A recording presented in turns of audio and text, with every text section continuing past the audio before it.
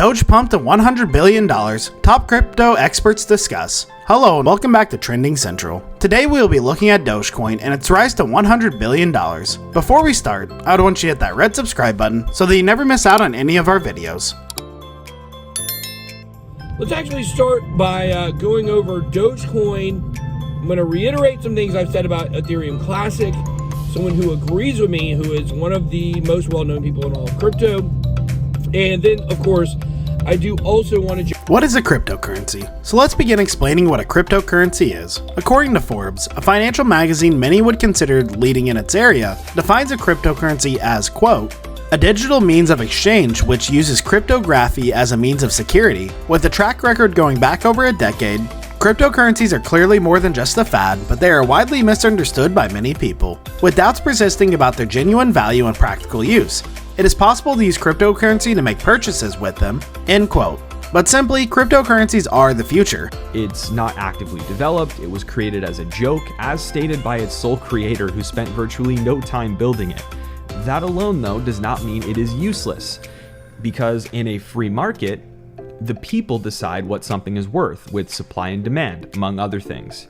Think about it. Most everything we own has a digital/online connected counterpart. Think phones, speaker toothbrushes, mugs, coffee makers, the list goes on and on.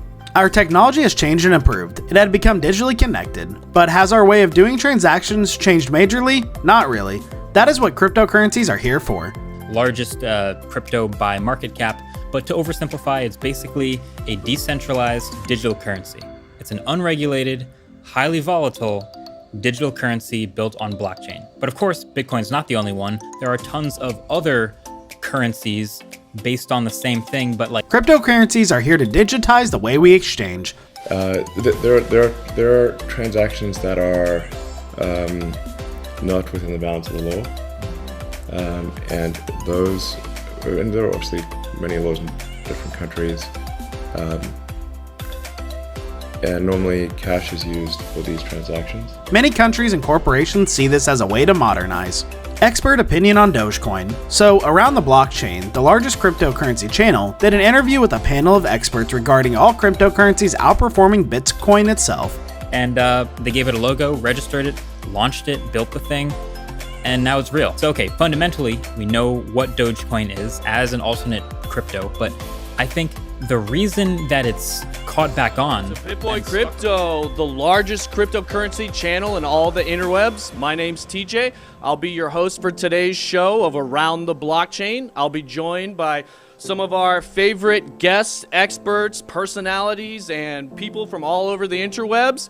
Let's begin with the opinion of one of the panelists, Ben Armstrong. Ben Armstrong, the first panelist to be invited to speak, said, quote, I think the upside for Ethereum is bigger than the upside for Bitcoin for this current run. But then if you look at something like Dogecoin, how much further can Dogecoin really go past to outperform Bitcoin? If we think Bitcoin is going to go to six figures and well above that, I think around 300K, then for Dogecoin to perform the same, then you'd have to be looking at it going up to $3,000 or something like that. So probably not going to happen, end quote. Then if you look at something like Dogecoin, which I know we'll talk about here in a little bit, like how much further can Dogecoin really go past, to outperform Bitcoin? Because we think Bitcoin's going to go to six figures and well above that, I think around 300K. Then for Dogecoin to perform the same, you'd have to be looking at it going up to like $3 or something like that. So probably not going to happen. Hisashi believes that projects that aim to build a bridge between cryptocurrency protocols will be, quote, huge. They're going to be critical to the future adoption of the tech, end quote. He said he likes to see the technological aspect of cryptocurrencies. Yeah, I would follow on what Ben said too, right? Up front, it's having a plan, having a strategy, setting yourself, places where you want to take profits so that you have resources when those unpredictable days of volatility carry you down into prices you didn't think you'd see. And secondarily too, I think that, from my perspective, looking at a lot of projects, I think it's really easy to get sucked into the, this project to succeed means that this project has to fail. J_ATX believes that the competition is key for the growth of any cryptocurrency. He said, quote, when you look at these projects or really the industry that they are in, without the competition, if that's the way it goes, it's got a lot of legs to run, that's for sure, end quote. And you have to think, market cap for supply chain itself is huge. And so without any competition, if that's the way that it goes, it really is going to be, it's got a lot of legs to run, that's for sure. When you look at some other projects, for example, like, maybe KuCoin shares or something like that, or KuCoin. Justin Williams. Justin Williams, the final panelist to speak, had to say this, quote, I look at past performances, look at something like Litecoin, which is an OG and stellar lumens. Both of these coins have yet to even, meet their previous all-time highs from their previous cycles. And so I love tech and all of that, but I think the market we are in right now is still a lot of hype driven around and news driven. As far as, community driven. Throw your money into something easy off of a Coinbase, and those two coins for sure, they haven't even reached their previous, so I think they'll meet it and then they'll surpass it. The volatility is definitely there. I mean, people are going to take profits, and I think the people that are saying they're not going to take the profits, they're lying to you. I mean, some companies like Grayscale and Michael Saylor's and all that, they have shareholders to answer to, and they're not going to let 50%, 60%, downside on their investment go away without, with the option of selling being on the table. So, end quote. Which coin to invest in? In this next piece of the interview, TJ asked Ben Armstrong, quote, if you had to pick one coin to ride out for the rest of this bull market and go all, let's say you had 10 grand to put in one project for the rest of this cycle, what's your pick? End quote. Let's see what they answered.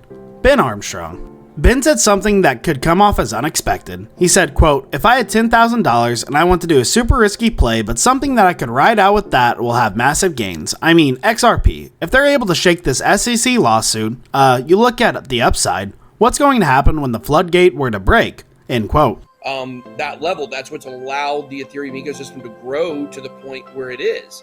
I think during this bull run, I think that the EIP 1559 and the London, hard fork or upgrade that is going to bring in the burning of gas fees, billions of dollars worth of Ethereum is going to be burned. Mm-hmm. Institutions buying and holding cryptocurrencies. TJ asked Hisashi about there being no bear market or institutions buying them and holding them forever, and said, quote, do you guys agree with the sentiment, or do you think we're going to see a major 50+% correction at some point in the near future, end quote. Hisashi commented saying that at no point in history has it been a strictly bull market, and that this time around there are different characteristics to look for, as things might not play as they previously have. Whereas I think there's actually a lot more things out there that make these projects different and uniquely valuable to each other in collaboration. And if the goal is to adopt decentralized tech, that should be a focus in my mind. Great point. That's all for today. I hope you liked the video. If you did, make sure to hit that like button and subscribe to our channel so that you never miss any amazing video from us again.